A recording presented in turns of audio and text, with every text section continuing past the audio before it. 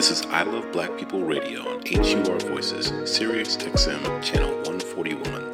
I Love Black People is more than a radio show. I Love Black People is a call from our ancestors to protect us from racial profiling all across the world. Go to iloveblackpeople.com and become a member today. Membership empowers you to live fearlessly and protect Black people globally from racism and xenophobia. Join us today and become a member of our global network with an online global green book with Black-owned and Black-friendly businesses to protect you and your community. Membership is free, and with you, we will become 10 million strong worldwide. I am because we are. And welcome to another edition of I Love Black People. We've been blessed and so highly favored to have an incredible sister who's been dedicated to our work, our community, the global community, and the environment that we all live in. Our good sister, amazing sister, Howard alum, Sister Carrie Fulton. Welcome to I Love Black People. Okay. So welcome, good sister Carrie.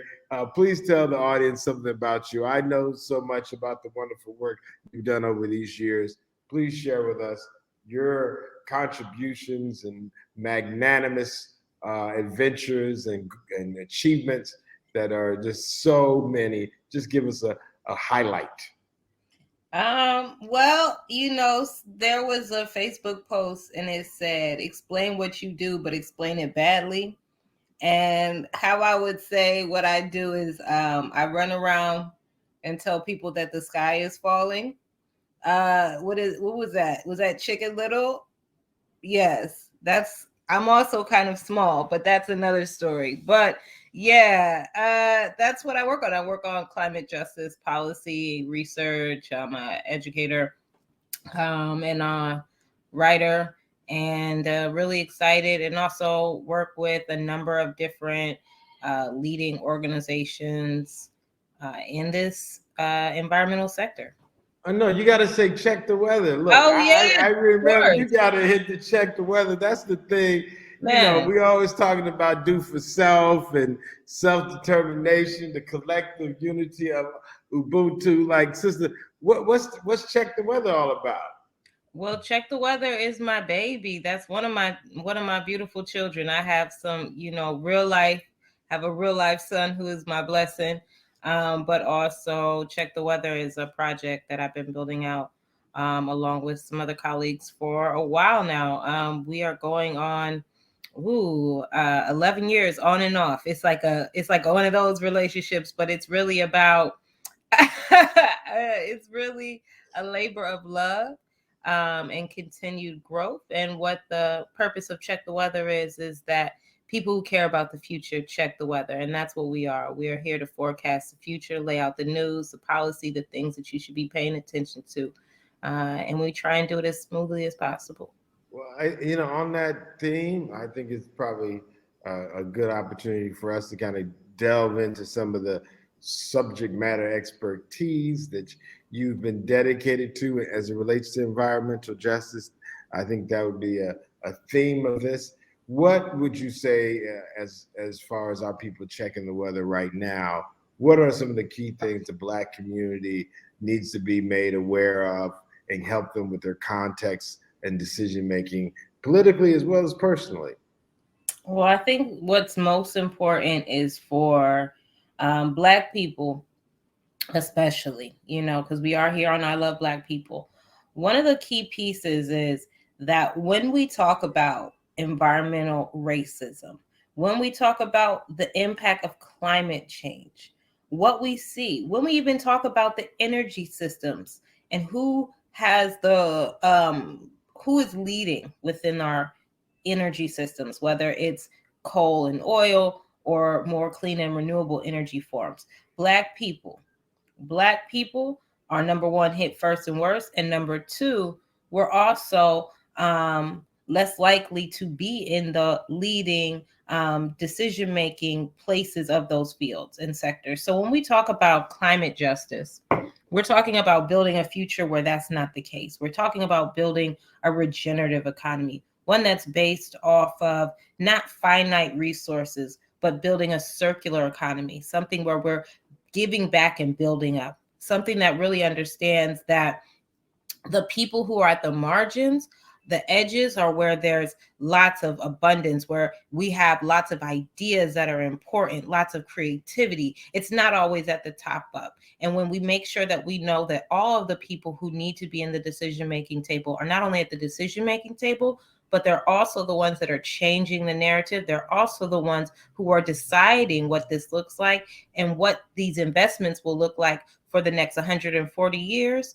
That's what we're laying out here when we talk about climate justice. Now, environmental justice is kind of like the grandfather of climate justice, because that was a response, especially to um, centuries of where they place environmental toxins and hazards, how we're treated as people of color, in particular Black people, Indigenous people here, not only in the United States of America, but globally, by a dominating force that doesn't want us to live in many cases. So when we talk about things like Black Lives Matter, we're talking about not only our lives, but where we live our lives at. So if you want to talk about somebody attacking you, the best way they can do that is through their infrastructure, through your water systems. And that's not a hyperbole. That's not me talking rhetoric that might get me closer to something with a different stance. This is fact, and this is what we're fighting against. And right now is a critical time because we have policy that's moving through our current administration. Is it perfect? No. But it is the first in a long time where we're making action items towards things that we need, like removing lead pipes and replacing them. Like the infrastructure projects, where are they going to build those bridges? Where are they going to do the projects that need fixing? Where are they going to install the chargers for electric vehicles? All of these things are critical and important. And if we're not at the table, if we're not fighting to make sure that our counties, our communities, our hood suburbs, wherever we're at, are represented in these conversations, we will be left out of that table. And that opportunity may not come again for, 50, 60 years.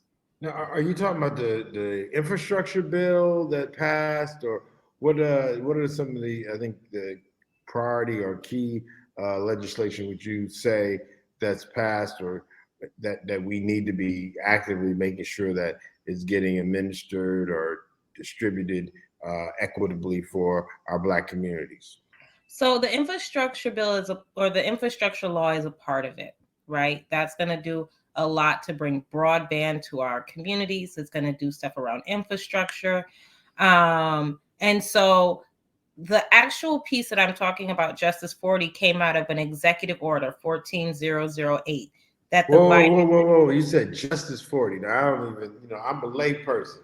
I'm your HU fan. I appreciate all the work you've done for I Love Black People before we was on the scene, before we had radio shows, before Hey, we I was drove the all bus. over. I just want I you to know, drove I'm the thank. bus. If I ain't said, I thank We're you. back in the If I had Stallion. 1,000, right? Bus, the real Not bus. only drove the bus, you wrote, you copy wrote, you actually did a lot to contribute to what we built as a platform. And I just want to give you the holla shout out. But I don't know what 40, say that again and break it down so everybody else key and gets it. critical. And I appreciate that. Those jargon alerts are key and critical because we want to make sure that this information gets to the folk. So breaking this down, in January of 2021, one of the first things that Joe Biden did as soon as he got sworn into office was he started making executive orders around climate change. So he passed an executive order called Tackling the Climate Crisis at Home and Abroad. Executive Order 14008. For all y'all who want to go and check it out, Google it, go ahead. Now, as part of this executive order, they have a program that was created called Justice 40. And under Justice 40, for at least 40% of all benefits from investments in climate and clean energy, whether that's mitigation or infrastructure, preparing for climate change, all of that, has to go to disadvantaged communities. Now, right now, they're in the process of saying, what does that even mean? How do we define disadvantaged communities? How do we find them wherever they are? And how do the different agencies that are under the purview of the administration, how do they execute that? How does Department of Justice look at environmental justice? How does housing? What does it mean to make sure that we're getting rid of lead and mold and all kinds of ugly things in public housing? How does this impact, not only just housing, Department of Energy? All of these things come with different block grants. There's going to be community block grants. There are going to be grants that are given to states. There are going to be grants that are going to be given to counties. Many of this is going to go to existing programs like LIHEAP. If you ever needed to go get some support because you didn't pay your light bill, LIHEAP. Y'all know about LIHEAP. Or, that's the thing that gives energy assistance. It's going into that. It's going into programs like the Diesel Emissions and Reduction Act, helping to transform our school buses into electric school buses. I'm sure Miss Frizzle will be proud. That's a part of that process. It's going into lead pipe removal. It means getting rid of these old nasty lead pipes like we saw in Flint and in Baltimore and replacing them with clean ones. So all of these different pieces are key and critical, but an executive order is a vision in many cases if it doesn't get implemented. Then from implementation, what does it look like on the state and local level? So I've been telling a lot of people and raising that horn because states across the country, you have oversight bills coming out of California where they're saying, hold up, you talking about a whole bunch of money coming down. How do we make sure that it comes to the people who need it most? And also, how do we ensure that funding not only goes to the people who need it most, but also that when they say things like the benefits of investments, that's a semantical term that can really mess folk up. Because instead we want to say, instead of just saying the benefits of investments, because someone could say, hey, we put a scrubber on a smokestack at our coal-fired power plant, right? And so that eventually will support cleaner air for this community down the street, maybe. But is that a direct investment in that community? Some would argue no. Some would argue maybe not. So when we look at these really specific terms, you have great organizations like Gulf Coast Center for Law and Policy that are gathering together lawyers, Black lawyers, and saying, hey, let's talk about this. Let's get into the legalese because this is, Okay, I that example, which I think was great because we need examples, but I didn't understand the scrubber thing. I don't even know what a scrubber is, and so no. I think it was wonderful because you were talking about coal, and I think all of us know coal is dirty. Coal. So black coal. I hope that's not us saying black is dirty, but black coal is dirty. We know that's dirty, and there's a company using coal, and now they have a scrubber. Is that a benefit? Is that how you bringing it back? And do we have to say no? It's not because y'all shouldn't even have the coal going. Like, give me the because I think you made a good point about benefits and how people try to play these power tricks on us. Help us deconstruct that a little bit more. So this is a very interesting dynamic that's continuing to grow, and I'm sure that there are some people who work within the coal industry who have lots that they want to talk about it. United Mine Workers is a definite group if you want to learn more about what's going on with the union members. But as we're talking about the idea of scrubbers, it's around the idea of, hey, with coal, coal is a legacy energy source. We have a somewhat abundant yet finite amount here in the United States. It also emits a lot of carbon into the world. And it's very toxic to the people who have to work in that industry, right? It's also bad for the environment. You see things like surface mining, and you see things where you have people who are really digging and doing a lot that damages our environment. So there have been these ideas that maybe we can still use coal if we just make it cleaner, right? Maybe we'll like put some things in the smokestack that will help to capture some of the carbon. And so instead of it just going out all willy-nilly, it's stored somewhere, right? And so you have things like carbon capture, use, and storage, and where people say things, you might have heard this term maybe like 12 years ago, the clean coal, right? That idea that coal can be clean. And if we can just do that, right? And that's what we call a false solution of one of many, where we're saying, yes, we need to reduce the amount of carbon that we emit. You know, globally, the United States is one of the largest emitters in the world, right? And that impacts everybody, especially the small island nations, especially our brothers and sisters in Africa and the global south. You know, our actions impact the rest of the world. So we do want to reduce those emissions. But when you have investments that don't go to the real solutions, like, you know, increasing infrastructure, building up community solar, you know, building out energy democracies where everyone can take advantage and has a stake in how our energy is used and what type of energy is used. If we're not building that, then we're just building the same old thing but putting it in a green tent. We got Elon Musk throwing trash in the sky. Bless his heart. But is that the future that we want? We got to really talk about that. And we have the opportunity right now. And oftentimes people don't realize how close we are to changing the future if we just take a little moment. Now, is the environmental justice, is that the same as the folks who are telling us that we got global warming, or is that different? So environmental justice is a little different than the folk who are telling you about global warming, right? Oh, no. Okay. So it's all in a way connected, but we want to definitely focus in on those terminologies.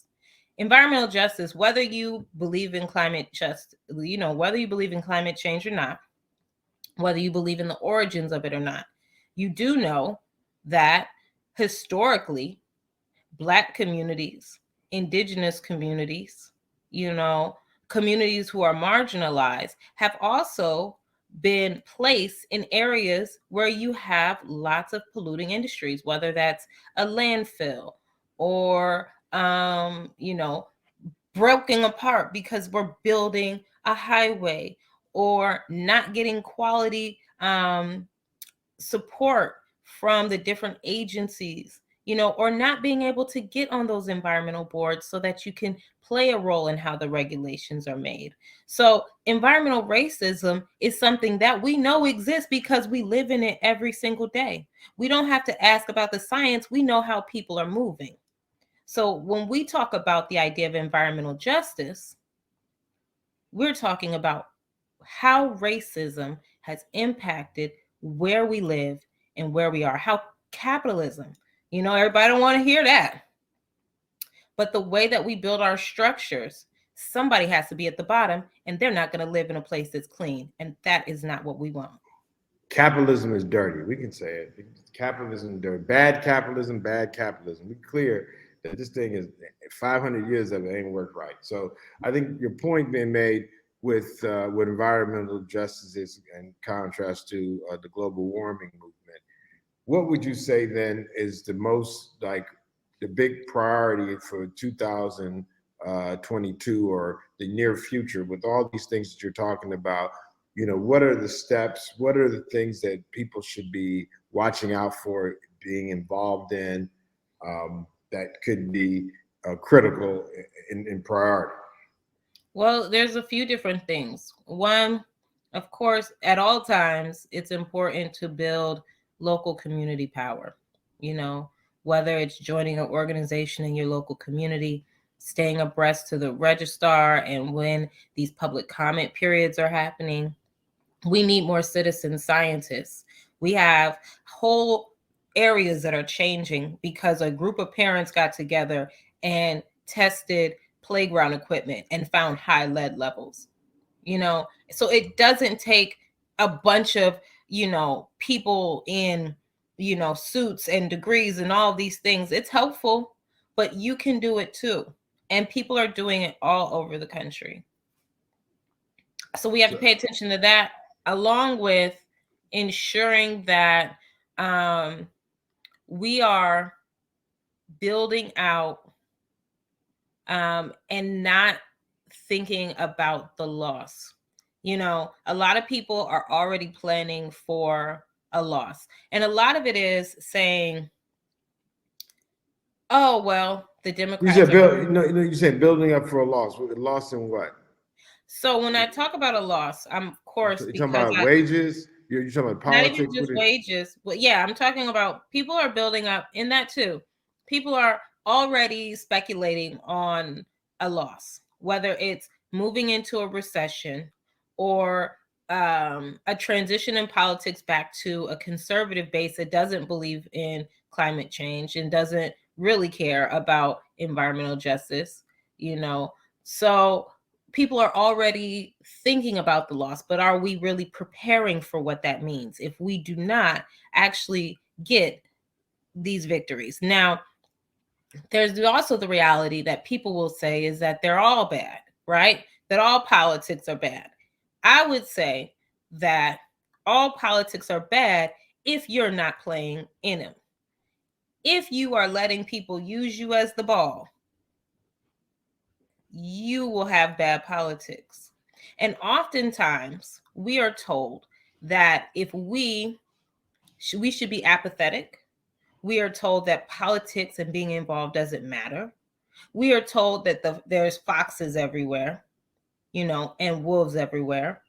What we are not told is this is how the system is created.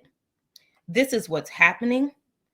And as Black people, you, in many ways, it doesn't, if we know that it doesn't matter who's in office, it also, for our harm, if that's what people believe, then it also means that we have to get actively acquainted with figuring out ways to either change the system or live a life regardless of the system. Now, what that looks like, you got to break those two down. That was very interesting. Give me those choices. if we're talking about anticipating a loss, what does that actually mean? When we're talking to foundations or donors and people are saying, hey, what should I donate to? Well, if we're going to lose, if the Democrats lose, for good or worse, then that means that certain other policies that are dominant within another party are going to get implemented. So what does that actually mean for the communities that we serve? Does that mean that we're going to have to spend more on immigration law? Making sure that our folk are safe. Does this mean that we're going to have to focus more on state level policy? Maybe that means pushing more ballot initiatives rather than focusing on federal policy.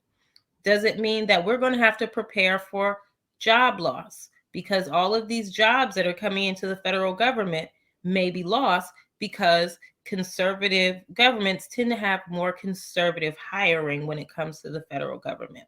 So there's a long list of different things that we have to prepare for, because oftentimes, especially in the DMV area where we live, and we saw that with the government shutdowns, so many of our folk, our workforce, work within the federal government.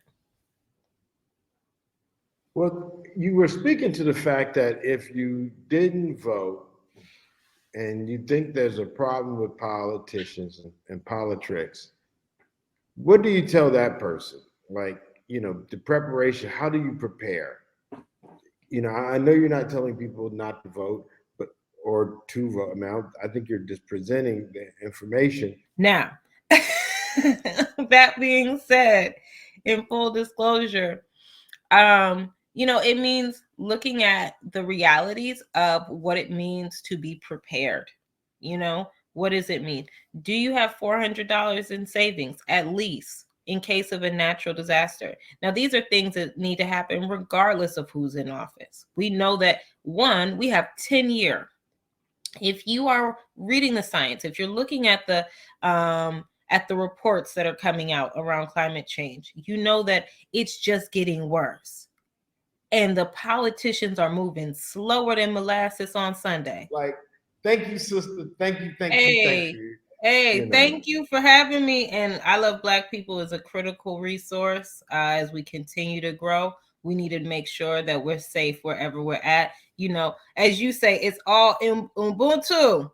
In Ubuntu. So with that being said, I am because we are, and I definitely wouldn't be me without you, Sister Carrie. Thank you, thank you, thank you again. Thank you. Have a great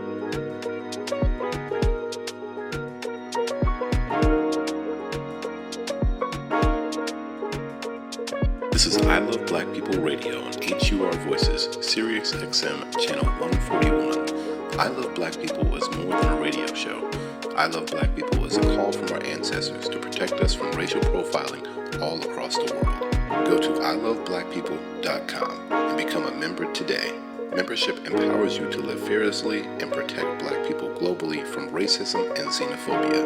Join us today and become a member of our global network with an online global green book with Black-owned and Black-friendly businesses to protect you and your community. Membership is free, and with you, we will become 10 million strong worldwide. I am because we are. Special thanks to Banneker Communities.